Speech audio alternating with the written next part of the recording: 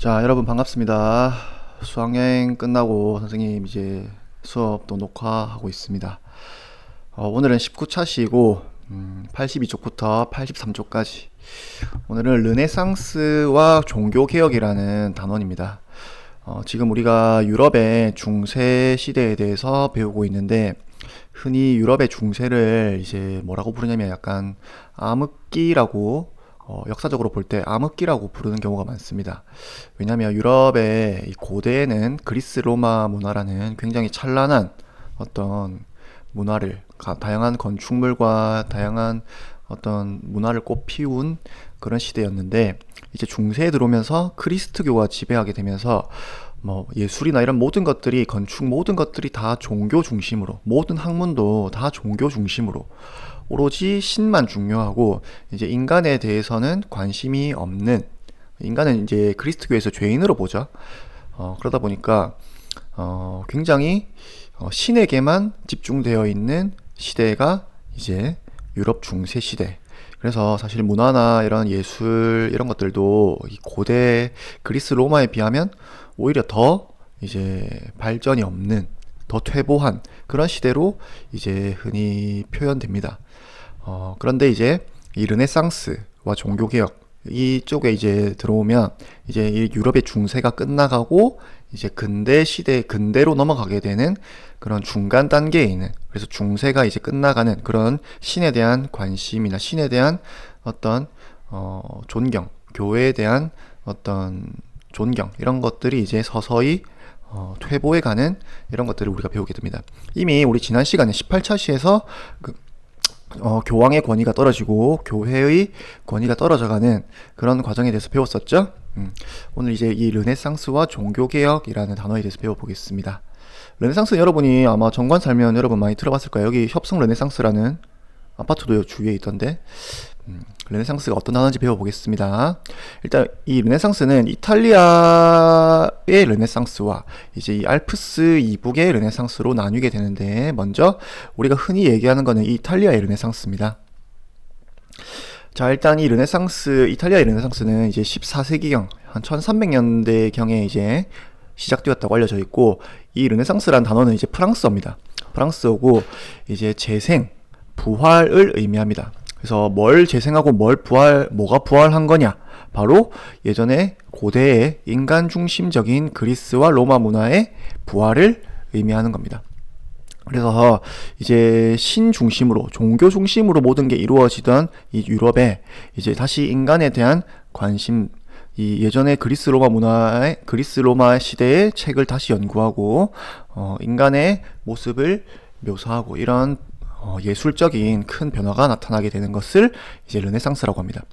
특히 이탈리아는 우리 저번에 이제 십자군 원정으로 이제 이슬람의 어떤 많은 물품들을 이제 유럽에 수입하게 되는, 그러면서 이탈리아가 이 이슬람의 서아시아의 문물들을 받아서 전 유럽에 전파해 주는 그런 무역의 중심지로서 엄청 경제적으로 이제 풍족한, 번영하는 이런 모습을 보이게 됩니다. 그래서 굉장히 생활이 풍족해지다 보니까 자연스럽게 관심이 예술로 이루어지게 됩니다.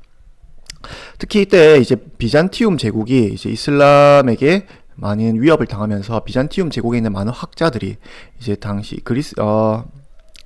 잠깐 지도를 잠깐 볼까? 이건 예술 모습이고요.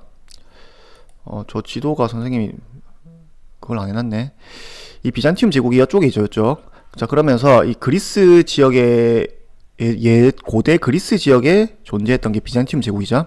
그래서 이 비잔티움 제국의 학자들이 이런 그리스의 수많은 예술 작품이나 책들을 들고 이제 이 이탈리아로 오게 됩니다. 그러면서 이탈리아의 엄청난 이제 이 고대 문화에 대한 관심도가 높아지게 되고, 경제적으로 굉장히 풍족하다 보니까, 여유롭다 보니까 이제 예술에 대한 많은 예술가들이 이 시대에 등장하게 됩니다.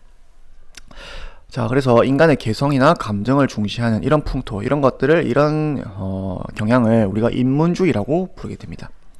자, 그래서 우리가 아마 여러분 이름은 다 들어봤을 거예요. 레오나르도 다빈치라든지 미켈란젤로라든지 이런 예술가들이 등장하게 되어서 엄청난 걸작들을 만들어내게 됩니다. 잠시만. 자, 그래서 뭐 여러분 이런 작품 아마 다 들어봤을 겁니다. 이게 이 천지창조라고 불리는 이런 작품인데, 인간의 이런 근육이라든지 모습들이 굉장히 세밀하게 아름답게 잘 그려져 있죠. 그리고 이런 예술 같은 것들을 봐도 이게 이 그리스 신화에 나오는 새 여신의 모습을 묘사하는 똑같은 주제로 만든 이제 예술 작품입니다. 예술 작품인데, 이 고대 로마 시대 때 보면 굉장히 인간의 모습을 아름답게 그렸죠. 근데 중세 시대로 들어오면, 중세는 이제 인간을 이제 죄인으로 본다고 했죠. 그래서 이런 육체를 이제 가리고 굉장히 미술적으로는 어떤 예술미가 느껴지지 않는 이런 모습으로 그리다가, 다시 르네상스 시대가 되면 이 고대 로마처럼 이제 이런 모습을 이제 우리가 예술 작품에서 다시 되살아나는 것을 볼 수 있습니다. 자, 그래서 이런 변화가 이제 나타나게 되는 게 이탈리아의 르네상스입니다. 자, 근데 알프스 이북으로 가보겠습니다. 알프스 이북은 이제 네덜란드나 영국 같은 곳을 이제 말하게 되는데, 이탈리아가 이제 그런 예술적인 측면에서 많이 발전했다면, 알프스 이북이 여기서는 이제 사회와 교회의 문제점을 비판하는 이런 어떤 르네상스적 모습이 나타납니다. 그래서 우리 사회가 굉장히 불평등하고 신분 구조적으로 나눠져 있고, 부가 이 빈부격차가 심하고 이런 모습을 비판하기도 하고, 그 다음에 교회의 모습, 이 교회가 굉장히 어떤 타락한 성직자들, 그래서 이 성직자들이 과연 신앙을 지키려는 사람들인지 돈을 벌려는 사람들인지 이런 것들을 비판하는 이런 모습들이 나타나게 되고, 대표적인 두 이 작품 서적이 있습니다. 책이 있습니다. 우신예찬이라는 책과 유토피아. 우신이 뭐냐면, 우신은 멍청한 어리석은 신이라는 뜻입니다. 그래서 어리석은 신을 예찬하는 이런 것들을 비판하는 풍자하는 책이고요. 유토피아, 이거는 여러분이 우리가 지금도 흔히 쓰는 단어인데 이 책에서 비롯된 겁니다. 유토피아는 지금 우리가 현실에는 없는 굉장히 이상적인 모습을 이제 뜻하는 어떤 그런 단어로 쓰이고 있는데, 원래 유토피아는 무슨 뜻이냐면 현실에 존재하지 않는 곳이라는 의미입니다. 그래서 이런 책들을 통해서 당시 사회의 모습을 비판하고 교회의 모습을 비판하는 게 이 이탈리아 이북의 르네상스다라는 거. 자, 그리고 점점 이제 신에게서 이제 점점 벗어나서 자연이나 어떤 인간의 모습을 이제 탐구한다고 했죠. 그래서 이 코페르니쿠스나 갈릴레이 같은 사람들이 이제 지동설, 우리 원래 교회에서는 이제 천동설, 지구가 모든 우주의 중심이고 나머지 행성들은 지구를 돈다고 가르쳐 왔었죠. 근데 그게 아니라 태양의 중심이고 지구도 이제 태양의 주위를 도는 하나의 어떤 행성에 불과하다라는 거, 이런 것들이 이제 과학기술의 발달로 밝혀지게 되고, 여러분이 이제 흔히 아는 일화가 있죠. 갈릴레이가 이런 것들을 주장했다가 이제 교회에 끌려가서, 교황에게 끌려가서 굉장히 그 위협적인 분위기 속에서 이제 교회는, 왜냐하면 지구가 이제 예수님이 태어난 지구가 당연히 모든 우주의 중심이라고 생각했기 때문에 자신의 주장을 이제 갈릴레이가 꺾어버리고 이제 교회의 뜻을 받아 인정하면서 나오면서 했던 유명한 말이 그래도 지구는 돈다. 이게 사실이라고는 밝혀져 있지 않은데 그냥 전해져 오는 이야기입니다, 여러분. 자, 그래서 또 구텐베르크라는 사람의 활판 인쇄술, 이제 어떤 이 활판 인쇄술이 있기 전에는 모든 책은 이제 필사, 모두 사람 손으로 다 뺏겨 쓰는, 그러다 보니까 지식이라든지 새로운 지식이 전파되는 속도가 굉장히 느리겠죠. 근데 이제 인쇄술이 발달하면서 금방금방 다른 사람들의 지식을 전파하고 새로운 문화가 쉽게 퍼져나가는 이런 결과를 가져온 게 이 구텐베르크의 활판 인쇄술입니다. 그래서 우리나라가 사실 여러분 이 인쇄술로 굉장히 유명한 나라죠. 가장 먼저 인쇄를 했었다, 이런 걸로 유명한데, 사실 인쇄라는 것이 사회에 가져오는 변화는 바로 지식의 급속한 확산입니다. 근데 이제 우리나라에서는 활판 인쇄술이 발달했다 하더라도 그런 급속히 이 지식이 확산되진 않았는데, 유럽에서는 이제 구텐베르크의 활판 인쇄술이 이 지식이 나오면서 이후에 배울 굉장히 중요한 사회 변화를 가져오게 됩니다. 잠깐 여기서 이 다음에 배우겠습니다. 바로 종교개혁이라는 건데, 이 종교개혁, 어떤 이 그리스도교가 다시 반으로 쪼개집니다. 이게 원인이 됐던 거는 이 성 베드로 성당이라는 지금 바티칸에 있는, 로마 안에 바티칸이라는 세상에서 가장 작은 나라가 있는 거 알고 있죠? 거기에 성 베드로 성당이라는 교황이 지내는 성당이 있습니다.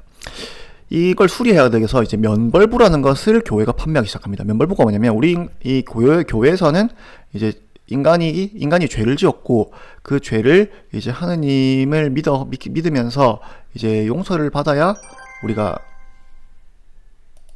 우리가 이제 천국에 갈 수 있다고 가르치죠. 근데 인간이 사실 죄를 안 짓고 살기가 참 힘들죠. 그러다 보니까 이제 이걸 면벌부라는 것을 사면 우리가 인간이 지은 모든 죄를 교회가 다 면제해 준다.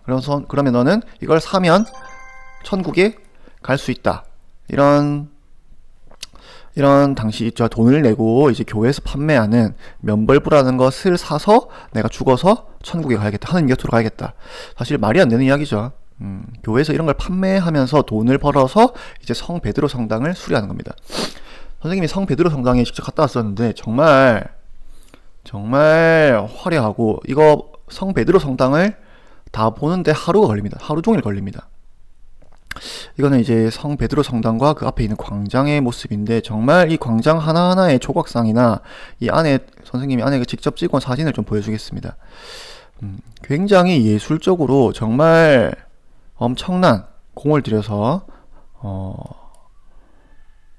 이거는 왜 가로로 들어갔지? 정말 이 하나하나의 그런 조각들을 보면 정말 말이 안 나올 정도로 화려하고, 이런 복도에 그려진 그림들이 정말 복도가 수십 개입니다. 근데 엄청난 예술가들의 모든 그림들이 이제 여기 다 이 성 베드로 성당 안에 이제 이런 식으로 다 그려져 있습니다. 정말 화려하고 꼭 한번 가볼 만하고, 선생님 가서 정말, 선생님은 교인은 아니지만 정말 이 시기에 엄청난 돈을 이렇게 사치스럽게 다 썼겠구나 라는 생각이 들었습니다. 그래서 이런 모습들을 이제 비판하는 교인들이 나타나겠죠. 가장 대표적인 사람이 루터라는 인물입니다. 루터가 이제 교회를 비판하는 95개조 반박문을 발표합니다. 근데 이게 이제 아까 나왔던 인쇄술의 발달로 이 95개조 반박문을 엄청 쉽게 인쇄해서 모든 사람이 다 보면서 교회의 모습을 비판하는 이 루터의 주장에 공감하게 됩니다. 그리고 이 영주들도 이 루터를 따르는 영주들이 생기게 됩니다. 그래서 당연히 교황들은, 교황과 이런 교황청은 이 루터를 이제 잡아들이려고 하는데, 이걸 영주들이 이제 보호해주게 되는 영주들도 생기게 됩니다.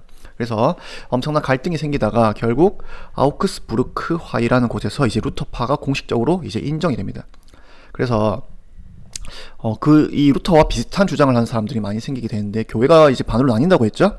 그래서 스위스에서는 칼뱅이라는 사람이, 또 영국에서는 국왕 헨리 8세라는 사람이 새로운 교회를 만들게 됩니다. 자, 그래서 이렇게 새롭게 나오는 이런 주장들을 이제 신교라고 부르고, 흔히 우리나라에서는 이제 개신교라고 많이 부르죠. 그리고 원래 이제 교황을 따르는 옛 종교를 이제 구교라고 부르고, 우리나라에서는 흔히 천주교라고 많이 부릅니다. 그래서 이 구교와 신교의 갈등이 이제 나타나게 됩니다. 그래서 결국에는 이 종교 전쟁까지, 30년 전쟁까지 이어지게 되고, 이 전쟁, 그래서 당시 유럽이 이런 식으로 이제 나라들마다 반으로 쪼개져서 서로 다투게 되는 결과를 가져오게 되는 게 이 종교 개혁이고요. 그러면서 이제 이 30년 전쟁을 마무리 짓는 게 베스트팔렌 조약이라는 모든 개인의 종교적 자유를 보장해주는 그런 모습을 변화를 가져오게 되고, 네덜란드나 스위스 같은 나라들이 이 베스트팔렌 조약을 통해서 이제 하나의 나라로 공식적으로 인정을 받습니다. 자, 그래서 이러한 걸 통해서 이제 점점 교회를 비판하는 것들이 이제 비판하고 이제 인간 중심적인 모습으로 변화해가는 모습을 우리가 볼 수 있었습니다. 자, 그리고 이제 19차 시 여기까지가 우리 대단원 2단원의 끝입니다. 그래서 선생님 대단원 끝날 때마다 이제 스피드 퀴즈 한다고 했었죠. 여러분이 모든 별로 좀 미리 공부를 해와서 스피드 퀴즈를 준비할 수 있도록 하고, 이 다음 시간부터는 이제 수행평가 안내를 하도록 하겠습니다. 자, 여기까지입니다.